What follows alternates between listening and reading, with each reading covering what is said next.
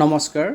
আমি সকলোৱে নিশ্চয় মৰ্মান্তিক যি খবৰ যে জুবিন গাৰ্গ আৰু আমাৰ মাজত নাই, সেই খবৰ নিশ্চয় পাইছোঁ। আৰু এই জুবিন গাৰ্গৰ মৃত্যুৰ পৰিপ্ৰেক্ষিতত সকলো বিদ্যালয় পৰিদৰ্শকক অৰ্থাৎ ইন্সপেক্টৰ অফ স্কুলছক কাইলৈ অনুষ্ঠিত হ'বলগীয়া ছমহীয়া পৰীক্ষা কিংবদন্তি শিল্পীগৰাকীৰ নশ্বৰ দেহৰ অন্ত্যেষ্টিক্ৰিয়া সম্পূৰ্ণ নোহোৱালৈকে পিছুৱাই দিবলৈ নিৰ্দেশ দিয়া হৈছে বুলি আমাৰ মাননীয় শিক্ষামন্ত্ৰী ডাক্তৰ অনুজ পেগু ডাঙৰীয়াই তেখেতৰ ছ'চিয়েল মিডিয়া হেণ্ডেলত শ্বেয়াৰ কৰিছে। অৰ্থাৎ নিৰ্দেশনাটি ইন্সপেক্টৰ অফ স্কুলছক দিছে। আপোনাৰ জিলাৰ যি জিলা বিদ্যালয়সমূহৰ পৰিদৰ্শক আছে তেওঁলোকে দিছে আৰু তেওঁলোকে ন'টিছ প্ৰকাশ কৰিব যে কাইলৈ পৰীক্ষা বাতিল হৈছে।